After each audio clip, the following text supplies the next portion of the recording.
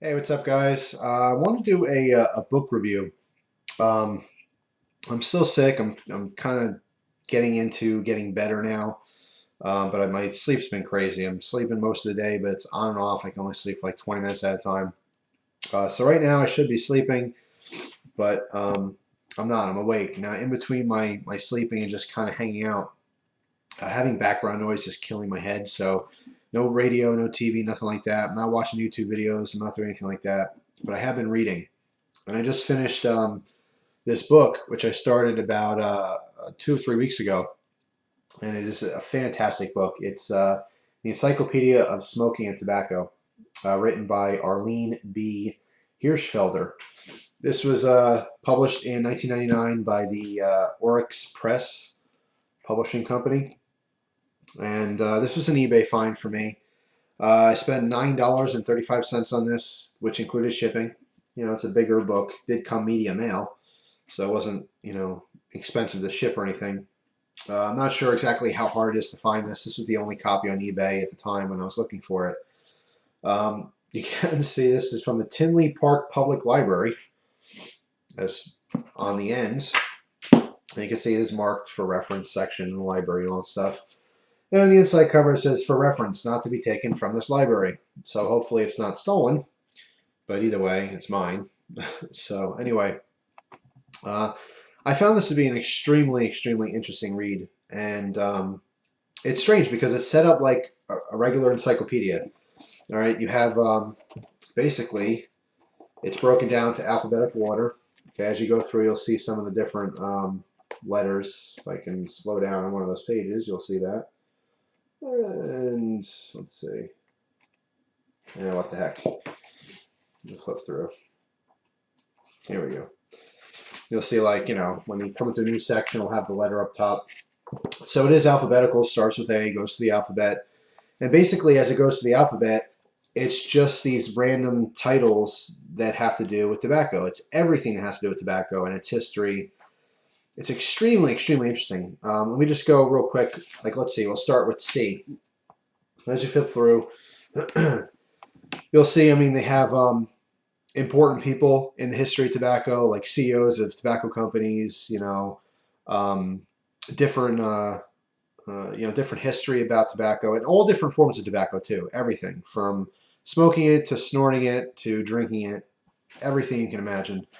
But like starting off in C section, here's Pedro Alvarez Cabral, wherever that is. I don't remember some of the characters in here, but I did remember some of the events and so forth and the historical stuff in here. But as you go through, there's another section in C is California's Clean Indoor Air Act of 78, California's Proposition 99, Camel cigarettes, Canada and Canada's history with tobacco, campaign for tobacco-free kids, carbon monoxide, candy cigarettes, blah, blah, blah, blah, blah. So it goes through all these different things, but it's set up alphabetically. And the reason I'm telling you that is because originally I bought this book to kind of randomly look through, just kind of flip through, read a couple things here and there, and use it as a reference because that's what it's for. As you can see, so at the library, put it in reference section. So if there's something, excuse me, I'm gassy. Drank like 16 gallons of water. I did have the flu, by the way. That's what it was. I don't know where I got it from, but I had the full-blown flu. My body it felt like I just could not move. Like, seriously, I got hit by a train. Couldn't move. My fever was a steady 102.5, and then it spiked to 104.1, which was scary. Sweating, hot, then cold, blah, blah, blah. But anyway, yeah, so, in between sleeping and stuff, I have been reading through here. But I wanted it as a reference, so if I'm researching something tobacco related and I'm not sure what something means, I can always look it up. But since I got the book, I was randomly looking through things and reading stuff, and it was so fascinating to me that I literally started from the very beginning of the book and I read it through from beginning to end like a book, even though they're all random different sections about a variety of things that are tobacco related. But I found it to be extremely interesting, and this is kind of one of those books where, like, if you told me before Christmas because I had no interest in tobacco whatsoever before Christmas this year, which sparked this whole thing on the pipes and cigars and stuff, where one of the viewers had sent me a pipe starter kit from pipesandcigars.com, and that's what kind of sparked the interest in this. But if you told me back then, before Christmas time, you should get this book and read about tobacco and its history and stuff, I'd be like, nah. But honestly, I can say, from someone who would have no interest in smoking or consuming tobacco at all in any sense, it would still be a very interesting read. And I dog-eared a couple pages. You can see the little spaces in there. Just some random facts I thought were very interesting. This definitely dispelled some different myths, particularly health related, with both pipe tobacco and cigars and so forth. But it was really, really interesting. I may or may not do a video in the future on smoking and health and stuff. I've had the same plan with smoking and tobacco stuff from day one. I'm approaching smoking, or I have approached smoking, as a hobby. Not something, it's not an addiction. Okay, and I absolutely refuse to have an addiction to smoking anything. Refuse. Outright, that's not going to be part of my life. I approach it very much like a hobby. Now, obviously, when I get to a hobby, I get in head first, like anything in this world. If I have an interest in something, I research the heck out of it. I dive right into it, and I'm very interested in all of it. Um, First, it was obviously the pipes. Now, I tried a bunch of different things, and same with cigars, to see what I like. I want to have a very specific, okay, this is what I like, this is what I don't like. So in the future, if I like to indulge a little bit, I know exactly what to go for that's going to be good for me. But it's not going to be part of my life. It's not a daily routine. It's not even a weekly routine. I've just been doing a lot of these reviews and stuff because I'm going through my journey finding out what I like, and I figured I'd share it on YouTube via video format and reviews. That's all that is. It's not something that's going to be continuous. In fact, with summer coming and it being hot, I have no interest in smoking at all, cigars or pipes. I find it to be very uncomfortable if I'm outside sweating and hot to be smoking anything. So it's something that'll be like the trickle effect. But anyway, yeah, I just want to read some of the things that I read in here. I thought it'd be very interesting. This is going to be one of those good videos. I know some of you guys do this with my videos, and I certainly do with other people's videos, where I'll multitask, and I'm not necessarily watching the video, but I'll be listening to it in the background while I'm doing something else. I know oftentimes a lot of you guys, younger guys, in school, high school, or college, or whatever, you'll be doing your homework and kind of listening to YouTube videos. So this is definitely one of those. You don't necessarily have to stare at my face during this because it's going to be a whole lot of me just reading, but you can listen to it. I find it to be extremely interesting. And, there's always room to learn.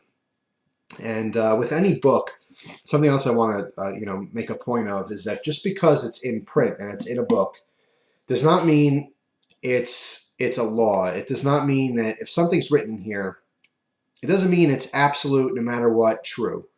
It means it's probable. If something is in a book and it's published, there's a better chance that that fact is to be true. But just because it's in a book doesn't mean it necessarily is true. So everything you read, take with a grain of salt. What I would consider to be something that's very true, or a true fact, is if you get the same exact repetitive response or answer to a question over and over and over again in multiple or many different reliable sources.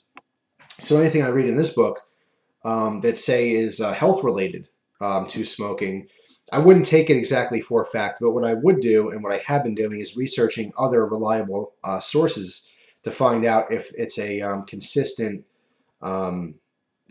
information. Okay, what I will tell you as well is that the author to this book also wrote other books such as the Tobacco Chronicles and Tobacco Free America, A Century of Smoking and Tobacco, as well as The Cigarette Must Go, which is a youth activist in 1890s. So basically, this author specifically wrote multiple books on anti-smoking, okay, which leads me to believe that even though a lot of this information is probably true, you should take it with a grain of salt because perhaps it has that perspective as far as the health facts, okay? One thing I could tell you is I believe there was an example in here saying that, like, cigar smokers are, I don't know, 100 times more likely to get cancer than a non-smoker. And that is a fact, but it's not. It's kind of like a generalization and what I would consider to be an obvious fact. Because if someone's smoking something that's smoke in your body that's not supposed to be there, yes, of course they are going to be more likely to get cancer or other kind of health problems than someone who doesn't smoke at all. So that to me is kind of somewhat anti-smoking propaganda. It's an unnecessary fact, if you ask me. But other ones I have looked up for myself, and I have found them to be all very true from multiple sources besides this one. So anyway, just something food for thought. So anyway, I'm just going to flip through and read some of the stuff, you guys. So maybe you find it interesting, maybe you won't, but either way, it's part of the review. I found this to be extremely, extremely entertaining to read and informative. I did definitely learn many things with this book. So the first thing I marked off is in the C section, and it's cigar and health. And I found this to be very interesting, okay? So I just want to read it to you. And the title is The Cigar and Health. All right, here we go. Part of the resurgence of cigars in the 1990s is attributed to the widespread but mistaken belief that cigars are less dangerous than cigarettes. Cigars are not required to carry labels with health warnings, except in California and Massachusetts. Cigar makers are not required to disclose product ingredients and are allowed to advertise large cigars and cigarillos on television and radio, unlike cigarettes and smokeless tobacco. And I'm going to stop right there and just say, right off the bat, I didn't know that. It's something that after I read this, I kind of thought about it and went, oh yeah, that's strange, because yeah, I do still see, occasionally, it's rare, but I will see a cigar-related commercial. But of course, you don't see cigarette commercials anymore on TV. And that's something I didn't know. And in reading that and further investigating it for different sources online, I looked into it and realized that, yeah, it's something like they don't just come out and tell you one day, like, okay, there's not going to be any more cigarette commercials. That's something you just kind of understand. And so right off the bat, I mean, that's something that I thought was interesting. So anyway, oh, and as well as the labels, that's something else that I wasn't thinking of, is that when you buy cigarettes or even pipe tobacco in many, many different countries, they will come with the big warning, smoking causes cancer, blah, blah, blah, all these different like health warnings. But when you buy cigars, there are no health warnings. So just another interesting thing. And who knows, maybe there's a correlation with a lot of politicians or cigar smokers. So the people who put these laws forth, maybe there's some kind of connection there. Anyway, let's read some more about cigars and health. But health experts argue that cigar smoking is just as unhealthy as cigarette smoking. While cigarette smoke is deeply inhaled, cigar smoke generally is not inhaled but held in the mouth. Because less cigar smoke reaches the lungs, smoking cigars carries less risk of lung cancer than smoking cigarettes. However, cigar smoke does damage other sites. The Federal Trade Commission has recommended that Congress impose health warning labels on cigars and a ban on television and radio advertising. The National Cancer Institute 1998 232-page report on cigars and health states that cigar smoke is tobacco smoke, and many of its 4,000 different compounds are poisonous or carcinogenic. Most of the chemicals end up in the mouth and throat, so cigar smokers die from tumors of the lip, mouth, pharynx, larynx, and esophagus at rates comparable to cigarette smokers. The report analyzes years of medical and survey data on cigar smokers to suggest the following consequences. And then these are listed in bullet points. So the first one is people who smoke just cigars have a significantly higher risk of smoking-related death than those who never smoked, although the risk is not as great as that for cigarette smokers. So that's one of those generic statements, like if you're basically, they're saying if you smoke cigars, you're probably going to have more health risks than someone who doesn't smoke anything, but not as much as people who smoke cigarettes. That's kind of a given for most people, but it's put in there anyway. Here's another bullet. The mortality risk from cancers of the mouth and esophagus is about the same for cigarette smokers as for cigar smokers. That I did not know, but now I do. So basically they're saying, the cancer of the mouth and throat is just the same whether you smoke cigars or cigarettes. Strong evidence indicates that cigar smoking is related to pancreatic cancer. That I did not know. So yes, if you smoke cigars, you have a higher risk of cancer of the pancreas. I had no idea. All right, the next thing it talks about side stream smoke. Now, I did learn from reading the rest of this book that side stream smoke is the medical term for secondhand smoke.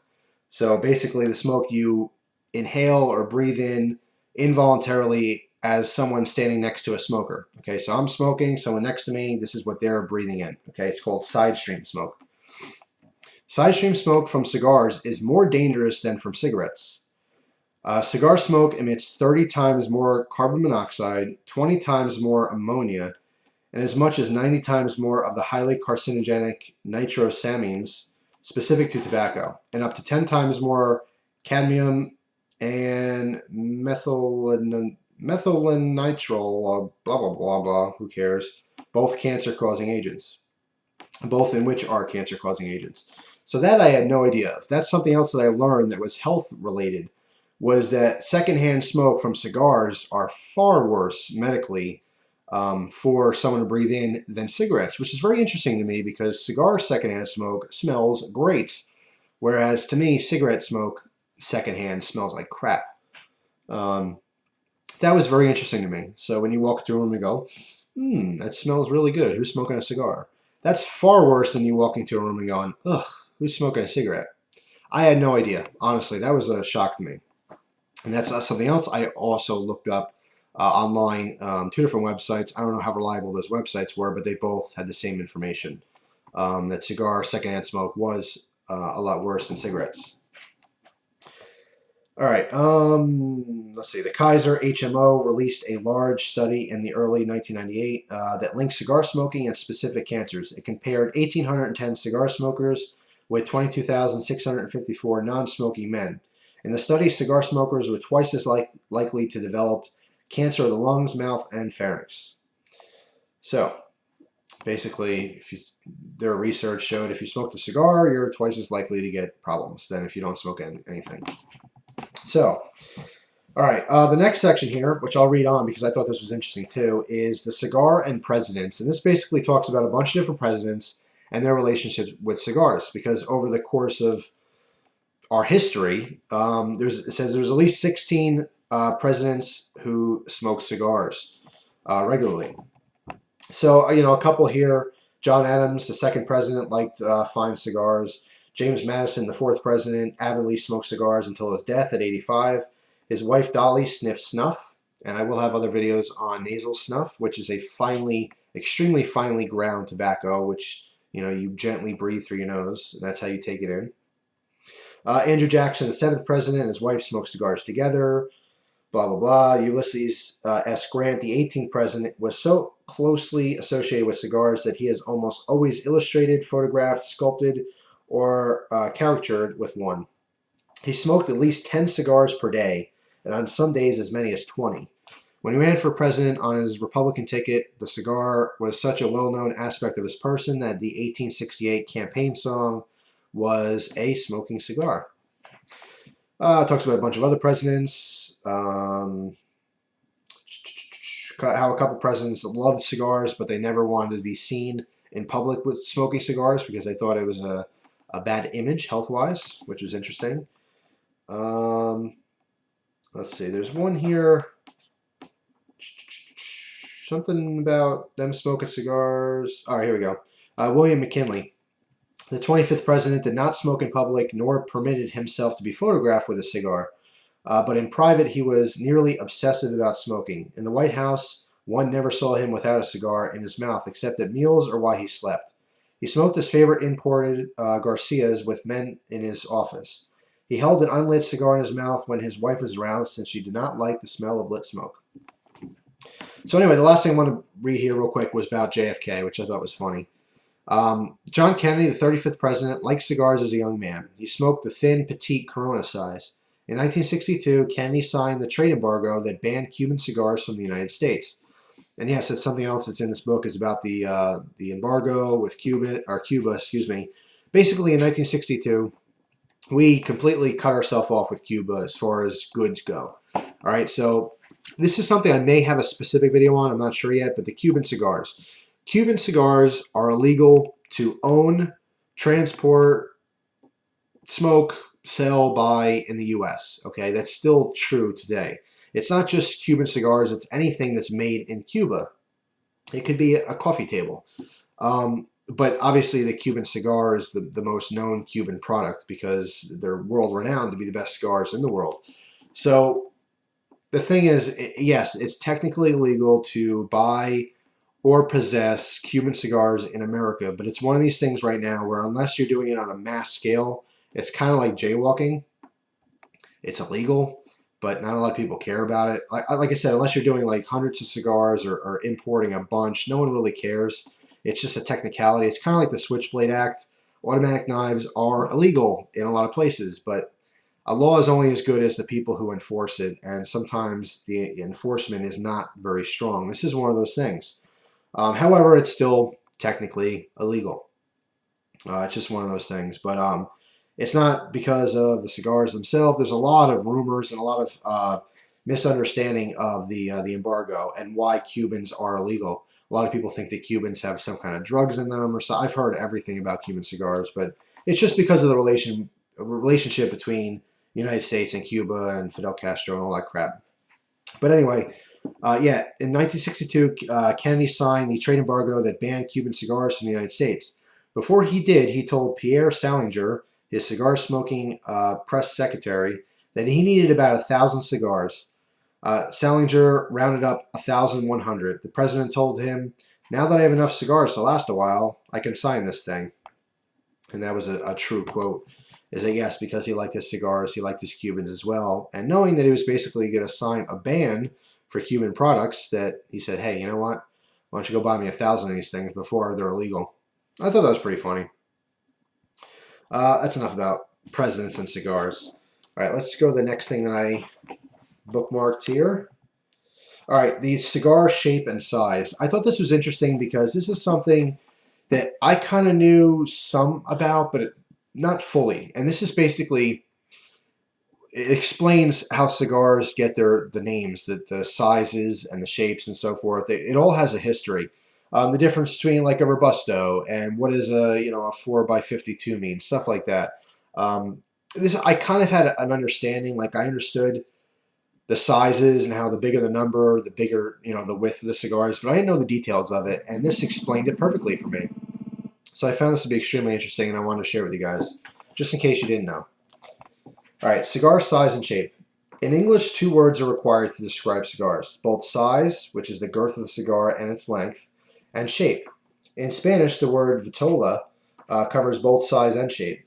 Because manufacturers independently decide which name goes with which length and girth, the same word may be used for different manufacturers for cigars of different sizes. The basic measurement standard, however, remains the same. Length is listed in inches or centimeters, and girth or diameter or ring gauge, as it is commonly called, in 64ths of an inch or millimeters. Okay, so what this basically means is if you have, for example, a 50 ring size, that means the width of it is 50 64ths of an inch wide. That I did not know. I knew like a 50 was a big ring size, but I didn't know what that number meant. They're basically all increments of 64ths of an inch. So if you take an inch and divide it into 64 pieces, your ring gauge is how many of those pieces create an inch, or to an inch. So I thought that was really interesting. All right, and then of course they give you the same example, but I don't have to read all the specifics here. And then the different ones, like specific names for cigars. In other words, instead of saying the cigar 7x47, what you would say is it's a Churchill. All the different names, like a double Corona is 7.5 by 49. These are standard ring sizes, and what they did was they basically over the years they've named them. So instead of saying the ring size, the ring gauge and the length and all that, you just say it's a Churchill, or it's a Corona, or it's a Cigarello, or whatever, and you would have an instant understanding as a cigar smoker as to what that size was. So I don't need to go all the details, but I thought that was most interesting is that the ring gauge is how many 64ths of an inch it is. Very interesting. So yeah, so if you have a 6 by 40, then it's 6 inches long by 40 64ths of an inch. So, my phone's ringing. That is Words with Friends. Yes, I do play Words with Friends on my phone. All right. As my phone's buzzing now. All right, phone. You gotta go on the floor. Okay. The next thing I want to read is about Henry Ford. I thought this is a short, interesting fact, but I thought it was funny because I had a very specific memory in my mind, and I thought that was pretty hilarious. But you'll be the judge of that in a second. All right, Henry Ford, who lived from 1863 to 1947. Henry Ford was convinced cigarettes caused criminality and swore that no cigarette smoker would work for the Ford Motor Company. Ford watched the personal habits of his employees through the company's sociological department, which spied on workers by making surprise visits to their homes. He discouraged but did not prohibit the use of other forms of tobacco. After World War I, he abandoned his efforts to keep cigarette smokers off his payroll. It was no longer practical given the popularity of the habit. Henry Ford wrote about his views in a self-published book, The Case Against the Little White Slaver, published in 4 volumes between 1914 and 1916. The book consists of statements from employers about the undesirability of cigarette smokers as employees and testimonials from athletes and other celebrities about the virtues of tobacco-free living. Now, why did I find this funny? Basically, Henry Ford, Ford Cars, hated cigarettes and thought that people who smoked were criminals and that it was horrible. I find this funny because I remember a specific story where me and my friend Tom were driving down Route 17 and his car almost caught fire because he flicked a cigarette out the window and he came back in the back window and landed in his back seat. This could have been a scene out of a movie. Started burning the seat. It was actually there was a small fire on the material, but it's not like it burst into flames or anything. But we're talking, and all of a sudden we smell the smoke. We're like, "What's going on?" We turn around, and the back seat's on fire because he flicked the cigarette out the window. I thought that was hilarious because he drove a Ford Taurus, and that's like a huge kick in the balls to Henry Ford that a cigarette burned one of his cars. So I just thought that was pretty funny. But anyway, moving on. All right. All right. The next thing I bookmarked here is Lancaster County, Pennsylvania, and there are some illustrations in this book. Most of them are black and white stuff, old pictures and so forth. Basically, any picture in here is a historic picture showing either a landmark or a building, some kind of tobacco mill, something like that. But yeah, Lancaster County, Pennsylvania. Lancaster County, Pennsylvania has a rich tradition of tobacco farming and cigar production. Both the early Mennonite and Amish settlers in the county took to tobacco farming. The term stogie originated in Lancaster, home of the Conestoga wagon that carried families in the 1800s. Wagon masters smoked long cigars made from coarser leaves that gave off a strong aroma. They became known as stogies. So that's basically all I want to read about the Amish and tobacco, because that was predominantly what they did for money. Was tobacco production. And even today, that's still their main source of income, although their tobacco fields have gone, it's like a very small percentage of what it used to be. But I thought that was really, really interesting. The history of the word stogie came from basically these guys in Pennsylvania, the wagon drivers who basically had cigar seconds, the rougher, coarser, whatever wasn't primo, they would smoke the stuff that wasn't good enough to sell. And because it was in Conestoga, they were known as stogies. I thought that was really fascinating. Something like that. Like you hear that term all the time, stogies, and you think cigar. That's where it came from. So I thought that'd be interesting to show. All right. Let's see. Okay, I want to read something about lighters, but I'm going to be rude for a second and see what my friend wrote for Words with Friends. She's kicking my butt, by the way. It's 81 to 114. And my last word was E-H, because I'm lame and I have no vowels. All right, I'm not going to do that right now. I won't be that rude. But yeah, that's for the many people who play that game. Man, she had a good word too. I still have no vowels. Anyway, all right. I can't believe it. I just spent about another 35 minutes or so reading from this book all these very interesting things that I've learned reading this book, And I just went to go edit the video together, and I wasn't recording the second half of that. So apparently my webcam cuts off after half an hour. That's good to know. But you know what? Geez, a half an hour is a really long time, so I don't need an hour book review. Um, anyway, you guys get the point. I find it to be very interesting. It's chock full of random facts that some are more fun to read than others. You know, some people, like I've read about certain people in here, and I honestly don't remember it, and I just read it earlier today. But other events and so forth, they just stick in my mind, and they'll always be in there. Just interesting things.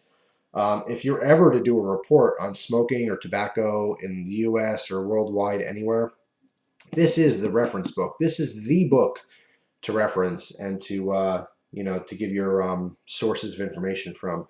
But anyway, highly, highly recommended. Whether you smoke or not, I think it's a fascinating read. The Encyclopedia of Smoking and Tobacco. It's a fantastic book. Certainly kept me, my interest the entire time reading it. So that's all. Just want to do a book review for you guys, and I hope you enjoyed it. So thanks for watching. I appreciate your time as always. Hope you guys enjoy the rest of your day. Take it easy.